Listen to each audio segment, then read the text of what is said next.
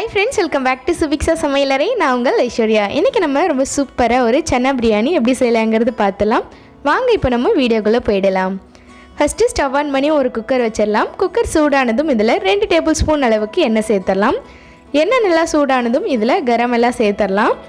1/2 teaspoon அளவுக்கு சோம்பு, 2 ஏலக்காய், ஒரு நட்சத்திர சோம்பு, 3 கிராம்பு, 2 துண்டு பட்டை, ஒரு மராத்தி மூக்கு, கொஞ்சமாக கல்பாசி, ஒரு பிரியாணி இலை, இது எல்லாத்தையும் சேர்த்து எண்ணெயில் நல்லா வறுத்தரலாம். இப்போ இது கலர் மாறி வந்ததும் 2 மீடியம் சைஸ் பெரிய வெங்காயத்தை நீள்வாக்கில் கட் பண்ணி வச்சுருக்கேன், அதையும் எண்ணெயில் சேர்த்தலாம். இப்போது வெங்காயத்தோட கலர் நல்லா ப்ரௌன் கலரில் மாறி வரணும். அதுக்காக வெங்காயம் சீக்கிரம் வதங்கிறதுக்கு 1/2 டீஸ்பூன் அளவுக்கு உப்பு சேர்த்துக்கலாம். 1/2 டீஸ்பூன் அளவுக்கு சால்ட்டு சேர்த்துட்டு நல்லா கோல்டன் ப்ரௌன் கலர் வர அளவுக்கு வதக்கி விட்டுறலாம். இப்போ இந்த அளவுக்கு நல்ல வெங்காயம் கலர் மாறி வந்துருச்சு. இதில் 2 பச்சை மிளகாயை கீறிட்டு சேர்த்துக்கலாம். கூடவே 1/2 டேபிள் ஸ்பூன் அளவுக்கு ஃப்ரெஷ்ஷான இஞ்சி பூண்டு பேஸ்ட்டு சேர்த்துடலாம். இப்போது இஞ்சி பூண்டோட பச்சை வாசனை போகிற அளவுக்கு வதக்கி விட்டுறலாம். இப்போ நல்லா பச்சை வாசனைலாம் போகி இஞ்சி பூண்டு வதங்கி வந்துருச்சு. இந்த ஸ்டேஜில் தக்காளி 2 மீடியம் சைஸ் தக்காளியை நீள்வாக்கில் கட் பண்ணிவிட்டு சேர்த்துக்கிறேன். தக்காளி ரொம்ப மசிஞ்சிடாமல் இந்த அளவுக்கு வதங்கி வந்ததும் இதில் 1 டீஸ்பூன் அளவுக்கு பிரியாணி மசாலா சேர்த்துக்கலாம். கூடவே காரத்துக்கு தேவையான அளவு மிளகாய் தூள் சேர்த்துக்கலாம். நான் 1 டீஸ்பூன் அளவுக்கு சேர்த்துருக்கேன். அடுத்ததாக 1/4 டீஸ்பூன் அளவுக்கு மஞ்சள் தூள் சேர்த்துக்கலாம். கூடவே 1 டீஸ்பூன் அளவுக்கு மல்லித்தூள் சேர்த்துக்கலாம். இப்போ இது எல்லாத்தையும் சேர்த்துட்டு நல்லா வதக்கி விட்டுறலாம்.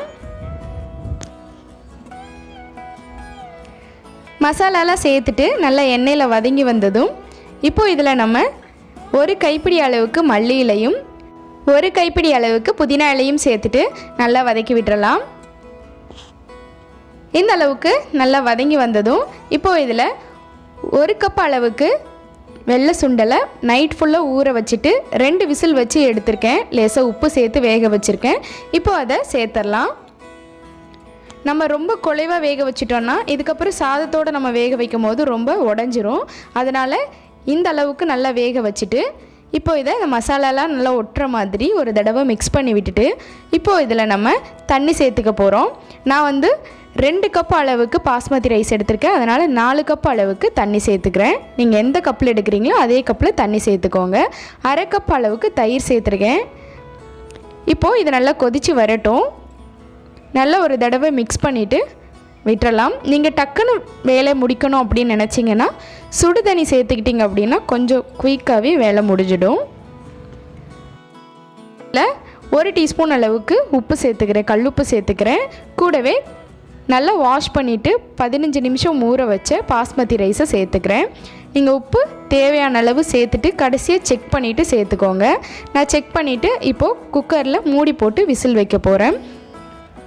2 விசில் விட்டுட்டு ப்ரெஷர் அடங்கினதும் ஓப்பன் பண்ணிடலாம். பாருங்கள், ரொம்பவே சூப்பராக சிக்கன் பிரியாணி டேஸ்ட்டில் சன்னா பிரியாணி ரெடி ஆகிடுச்சு. மேலே 2 டீஸ்பூன் அளவுக்கு நெய் சேர்த்துட்டு மிக்ஸ் பண்ணி சர்வ் பண்ணலாம். தேங்க்ஸ் ஃபார் வாட்சிங்.